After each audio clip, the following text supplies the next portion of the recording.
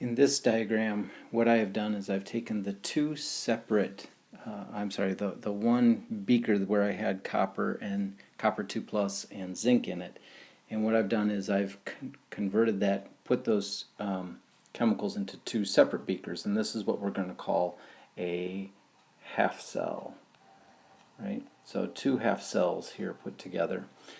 In the one half cell, I have a zinc solid strip, and in the other side I have a copper solid strip. And in that same beaker I've got some zinc ions floating around, and in the other beaker I have some copper ions floating around. Connecting those two, I have a salt bridge in the middle, and that is just, as you'll see later on in another experiment, just a piece of paper with some potassium chloride or sodium chloride or something like that, bridging that gap. I've also connected the zinc strip by a wire to, that's supposed to be a light bulb, not an ice cream cone, but a light bulb in the middle, and then from that light bulb down to the copper electrode. And the two reactions that we have here are the zinc solid becoming zinc 2 plus, and so this solid is becoming zinc 2 plus, whereas the copper 2 plus is gaining 2 electrons and becoming copper solid.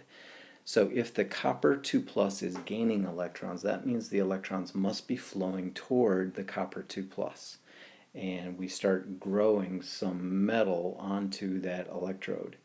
On the other hand, what we find is that the zinc solid is giving up 2 electrons, and so the electrons are leaving the zinc and heading toward the copper. And what we find is that this zinc 2 plus electrode is starting to be eaten up a little bit, so we see that kind of disappearing, and what we find is that that zinc electrode starts getting chewed up a little bit and becoming zinc 2 plus. So these are two different electrodes. What happens at the oxidation electrode is where we have what is referred to as the anode, and over on the reduction side we have what is referred to as the cathode, right? That is true all the time.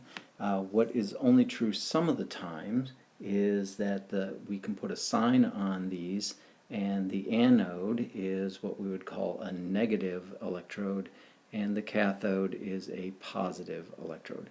This is true for this sort of a half cell. What the kind of half cell that we're referring to is what is called a galvanic half cell or a voltaic half cell. Both of those are synonymous with each other, and we expect a galvanic or voltaic cell to be a spontaneous cell. So what we know in this case is that delta G is going to be negative for these galvanic or voltaic cells. In both of these cases, well, in this case, work is being done. We are taking chemical energy and we are converting it into electrical energy. By the way, I forgot to mention, if you have difficulty remembering which one is the anode, which one's a cathode, you might remember this little mnemonic where we get an ox, or we can get a red cat, right? So both of those work together. So oxidation is always at the anode and reduction is always at the cathode.